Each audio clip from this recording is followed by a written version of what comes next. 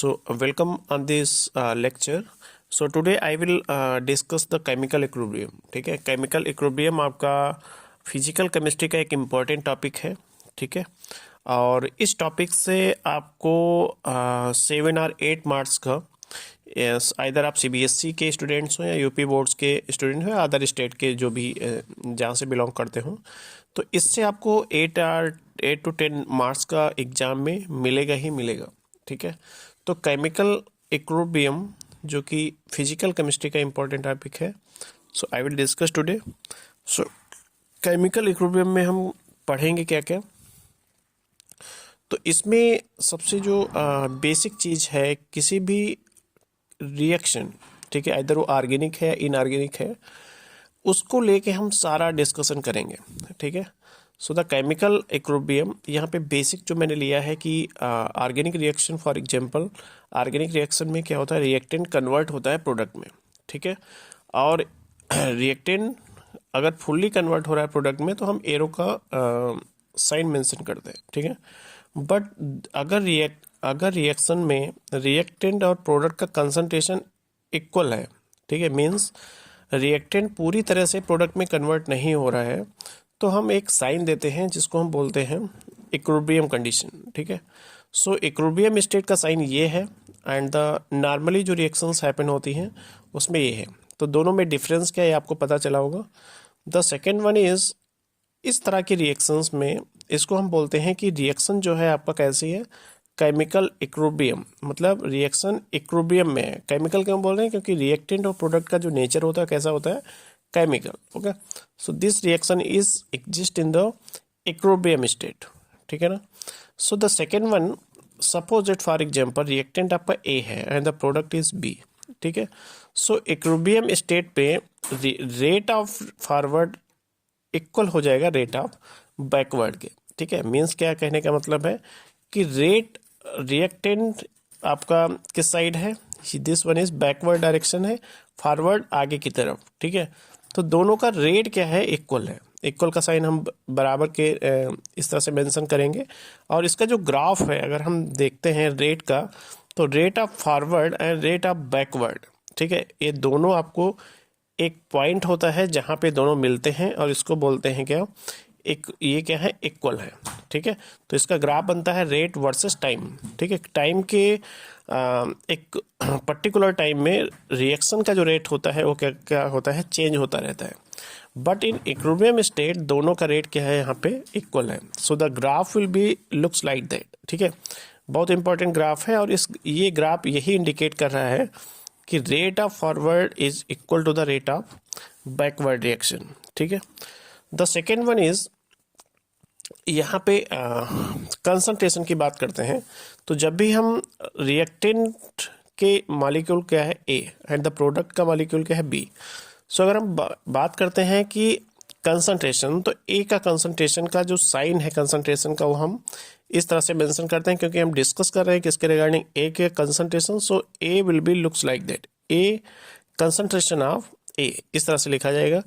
So I have mention here. ठीक है, ये मैंने मेंशन किया यहाँ पे कि concentration of A and B remain constant. मतलब क्या है कि इनका जो कंसंट्रेशन है, जितना चेंज किस में है, NO2 में है, उतना ही चेंज किस में होगा, N2O4 में होगा. Means rate of forward and rate of backward reactions का जो कंसंट्रेशन है वो क्या है, यहाँ पे कांस्टेंट है.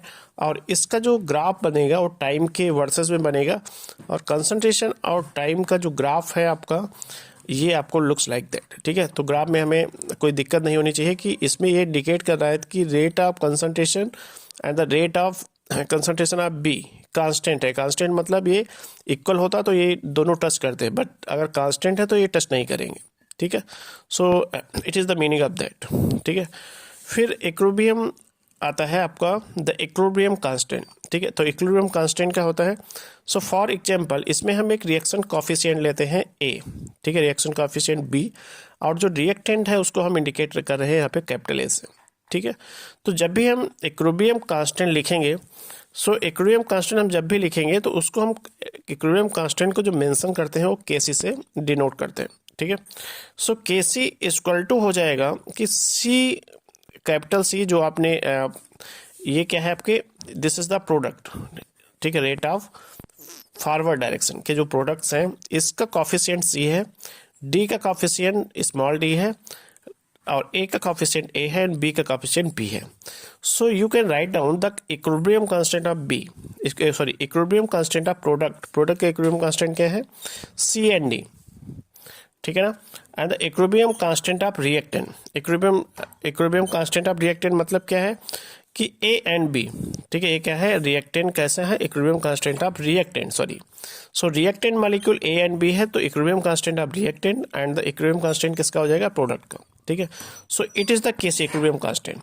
So it is the ratio of equilibrium constant. You can define, आप डिफाइन कर सकते हो इसको, इसकी परिभाषा आप लिख सकते हो कि KC is the value of equilibrium constant of product versus equilibrium constant of reactant, ठीक है, सिंपल है. फिर इसके बाद आपका आता है law of mass action. Law of mass action क्या कहता है कि इक्विलिब्रियम कांस्टेंट आपका रिएक्टेंट एंड प्रोडक्ट में vary but value of KC remain constant. KC का वैल्यू हमेशा कांस्टेंट रहता है बट इनका जो इक्विलिब्रियम कंसंट्रेशन है ये चेंज हो सकता है. ये कौन कहता है, लॉ ऑफ मास एक्शन, ठीक है. तो लॉ ऑफ मास एक्शन कहाँ से ये कॉन्सेप्ट आया, ये आपका इक्विलिब्रियम कांस्टेंट से आया, ठीक है. अब हम बात करते हैं कि केसी की कैरेक्टरिस्टिक्स क्या होती है. तो केसी क्या होता है कि equilibrium can be approach by either direction, ठीक है. इक्विलिब्रियम किसी भी डायरेक्शन से क्या हो सकती है, अप्रोच कर सकती है, इधर वो फॉरवर्ड हो सकती है या बैकवर्ड हो सकती है. KC does not depends on the initial concentration of reactant and does not, ठीक है, इनिशियल कंसंट्रेशन पे केसी डिपेंड नहीं करता है, ठीक है. तो ये भी आपको ध्यान रखना है कि KC does not depends on either initial concentration of reactant and product, ठीक है. इनिशियल कंसंट्रेशन यहाँ मैंने नहीं रखता है और ये टेम्परेचर के इंडिपेंडेंट है, मतलब it does not depends on the temperature, ठीक है. ये कैरेक्टरिस्टिक्स क्या हुई केसी की. और ये जो पॉइंट्स मैंने यहाँ पे डिस्कस किए इससे ऑब्जेक्टिव टाइप के क्वेश्चन बन सकते हैं, ठीक है. फिर मैग्नीट्यूड ऑफ केसी की बात करते हैं. तो अगर केसी ग्रेटर है मीन्स क्या है, equilibrium constant is greater than 1, ठीक है. यहाँ मैग्नीट्यूड जो कंपेयर करेंगे 1 से. सो आपका जो रिएक्शन है इक्विलिब्रियम किस तरफ मूव करेगा, राइट डायरेक्शन में मूव करेगा, ठीक है. और मिक्सर कंटेन मोस्टली प्रोडक्ट्स, क्योंकि राइट डायरेक्शन में मूव करेगा, फॉरवर्ड डायरेक्शन में मूव करेगा, तो रिएक्टेंट आपका किसमें कन्वर्ट होगा, मैक्सिमम प्रोडक्ट में, ठीक है. तो इसीलिए यहाँ पे लिखा है कि equilibrium lies to the right and the reaction mixture constant mostly the product. The second one is KC is less than 1, तो ये equilibrium lies towards the left side, ठीक है. And the reactant mixture content mostly क्या करेगा, mostly content the reactant, ठीक है. Reactant क्योंकि forward direction में आपका रिएक्टेंट, क्योंकि प्रोडक्ट किस में कन्वर्ट होगा, रिएक्टेंट में, ठीक है ना. केसी क्लोज टू 0, ठीक है. तो ये आपका इक्विलिब्रियम की तरफ ही रहेगा, मतलब इक्वल परसेंटेज बनेगा रिएक्टेंट एंड प्रोडक्ट का, ठीक है. तो ये आपका एक बेसिक यहाँ पे फ्रेमवर्क मैंने खुद रिटर्न किया है, ठीक है. और इसमें सारे बेसिक कॉन्सेप्ट इसमें इंक्लूड किए हैं, जो कि जब भी आप केमिकल इक्विलिब्रियम पढ़ोगे तो आपको इतना बेसिक तो आना ही आना चाहिए, ठीक है. तो ये मेरा इसके 3 लेक्चर मैंने बनाए हैं. एक तो मैंने यहाँ पे बेसिक का बनाया है, सेकंड इसके आगे मैं जो भी पॉइंट्स हैं उसको डिस्कस करूँगा. लेक्चर 3 में मैं डिस्कस करूँगा इसके क्वेश्चंस, ठीक है, इंपॉर्टेंट क्वेश्चंस. अगर रह जाता है तो 3rd लेक्चर में पूरा टॉपिक सॉल्व करने, पूरा टॉपिक अच्छे से एक्सप्लेन करने के बाद 4th लेक्चर में क्या करेंगे, इसके इंपॉर्टेंट क्वेश्चन करेंगे, ठीक है.